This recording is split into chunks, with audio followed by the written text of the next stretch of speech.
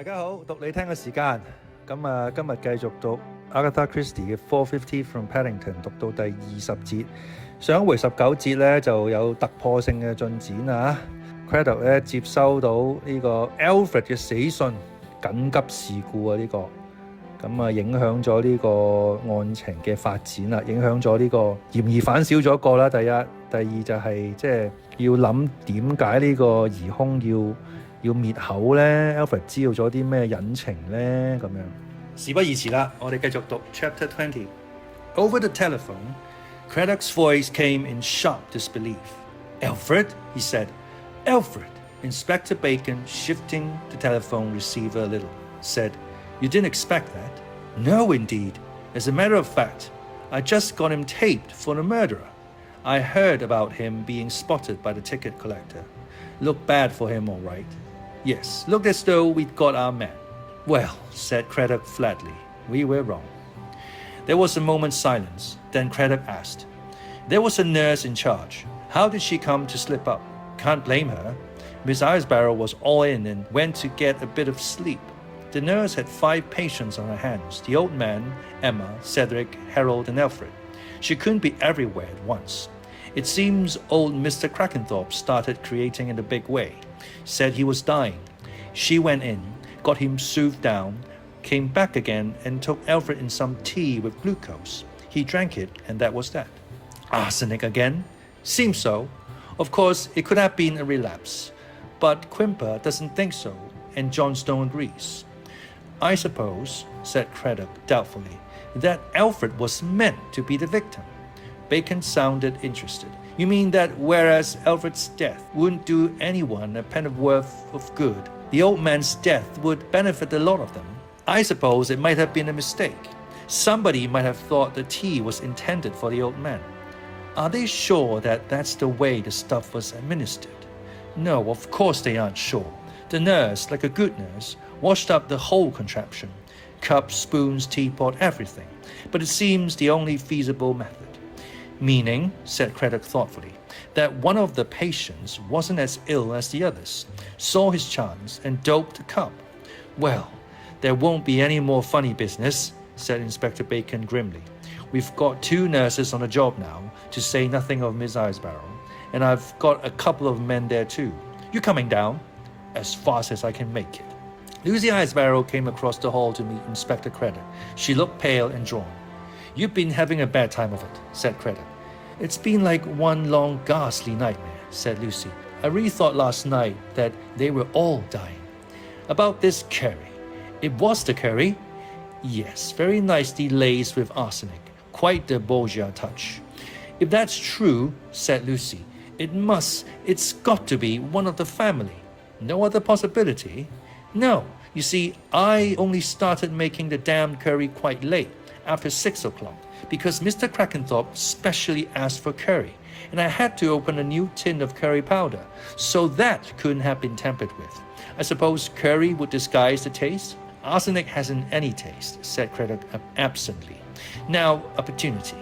Which of them had the chance to tamper with the curry while it was cooking? Lucy considered. Actually, she said, anyone could have sneaked into the kitchen while I was laying the table in the dining room. I see.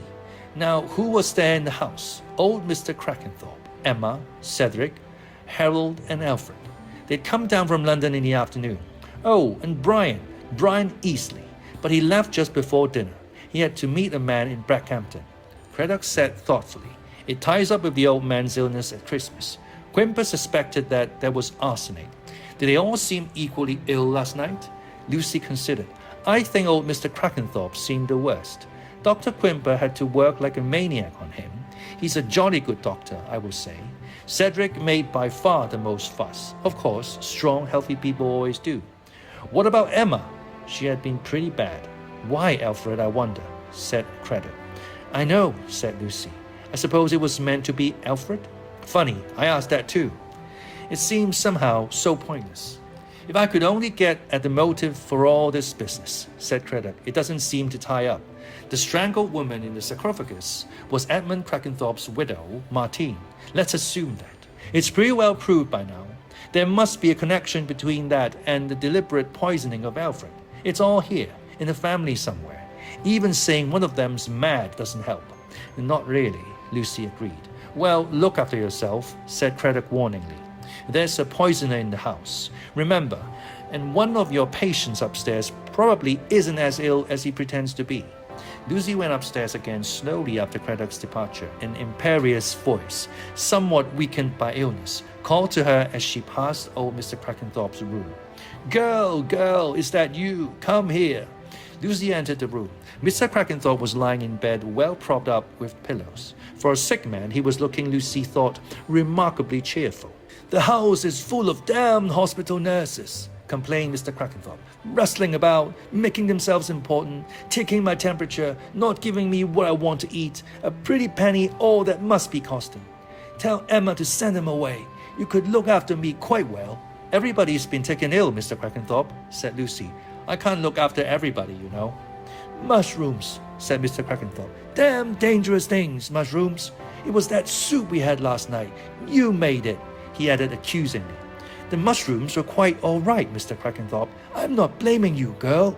I'm not blaming you. It's happened before. One blasted fungus slips in and does it. Nobody can tell. I know you're a good girl, and you won't do it on purpose. How's Emma? Feeling rather better this afternoon. Ah, and Harold? He's better too. What's this about Alfred having kicked the bucket? Nobody's supposed to have told you that, Mr. Crackenthorpe. Mr. Crackenthorpe laughed, a high, whiny laugh of intense amusement. I hear things, he said. Can't keep things from the old man. They tried to, so Alfred's dead, is he? He won't sponge on me anymore, and he won't get any of the money either. They've all been waiting for me to die, you know. Alfred in particular. Now he's dead. I call that rather a good joke. That's not very kind of you, Mr. Crackenthorpe, said Lucy severely. Mr. Crackenthorpe laughed again. I'll outlive them all, he crowed. You see if I don't, my girl. You see if I don't. Lucy went to her room. She took out her dictionary and looked up the word tontine. She looked at the book thoughtfully and stared ahead of her. Don't see why you want to come to me, said Dr. Morris irritably. You've known the Crackenthorpe family a long time, said Inspector Craddock. Yes, I know all the Crackenthorpes. I remember old Josiah Crackenthorpe. He was a hard nut, shrewd man though, made a lot of money. He shifted his aged form in his chair and peered under bushy eyebrows at Inspector Craddock. So you've been listening to that young fool, Quimper, he said. These zealous young doctors, always getting ideas in their heads. Got it into his head that somebody was trying to poison Luther Crackenthorpe. Nonsense. Melodrama.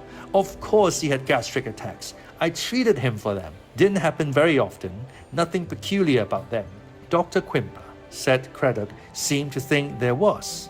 Doesn't do for a doctor to go thinking. After all, I should dope I could recognize a cynical poison when I saw it.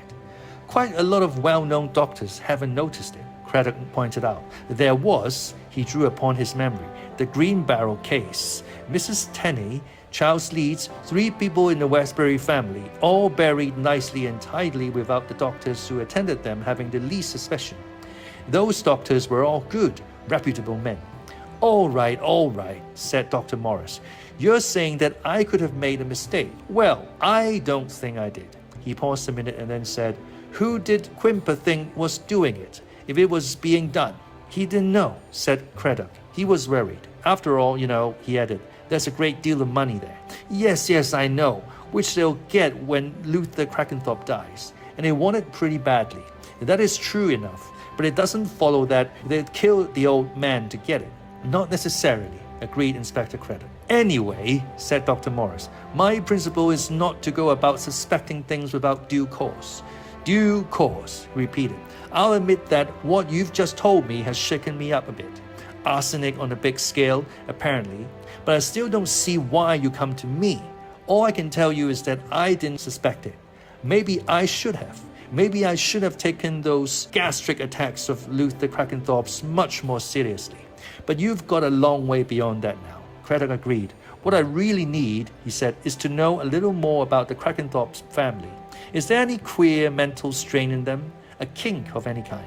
The eyes under the bushy eyebrows looked at him sharply.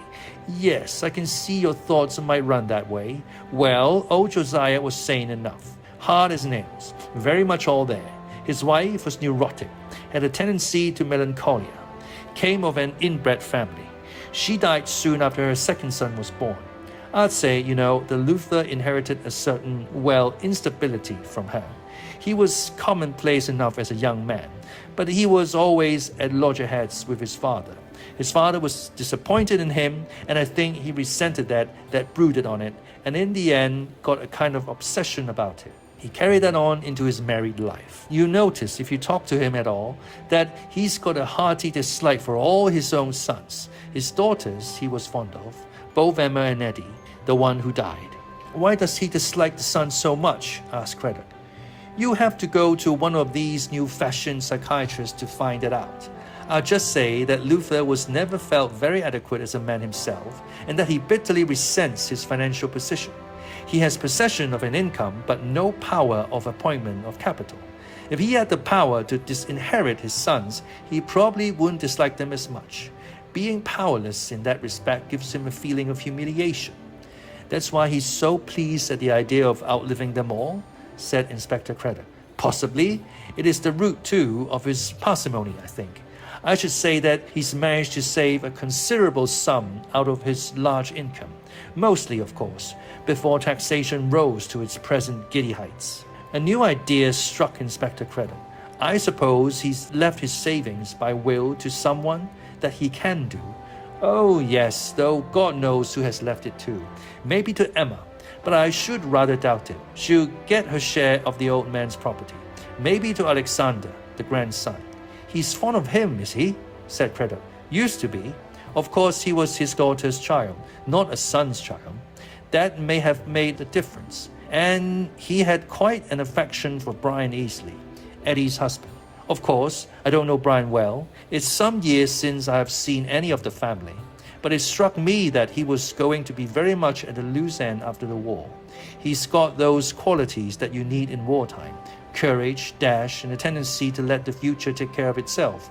But I don't think he's got any stability. He'll probably turn into a drifter. As far as you know, there's no particular kink in any of the younger generation. Cedric's an eccentric type, one of those natural rebels.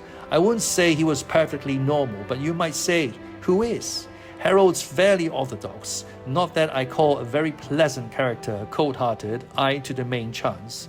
Alfred's got a touch of the delinquent about him. He's a strong one, always was. Saw him taking money out of a missionary box once that they used to keep in the hall. That type of thing. Ah, well, the poor fellow's dead. I suppose I shouldn't be talking against him. What about, Craddock hesitated, Emma Crackenthorpe? Nice girl, quiet. One doesn't always know what she's thinking. Has her own plans and her own ideas, but she keeps them to herself. She's more character than you might think from her general appearance. You knew Edmund, I suppose, the son who was killed in France? Yes, he was the best of the bunch, I'd say. Good-hearted, gay, and nice boy. Did you ever hear that he was going to marry, or had married, a French girl just before he was killed? Dr. Morris frowned. It seems as though I remember something about it, he said, but it's a long time ago. Quite early on in the war, wasn't it? Yes. Well, I dare say he'd have lived to regret it if he had married a foreign wife. There's some reason to believe that he did do just that, said Craddock. In a few brief sentences, he gave an account of recent happenings. I remember seeing something in the papers about a woman found in sarcophagus, so it was at Rutherford Hall. And there's reason to believe that the woman was Edmund Crackenthorpe's widow. Well, that seems extraordinary. More like a novel than real life.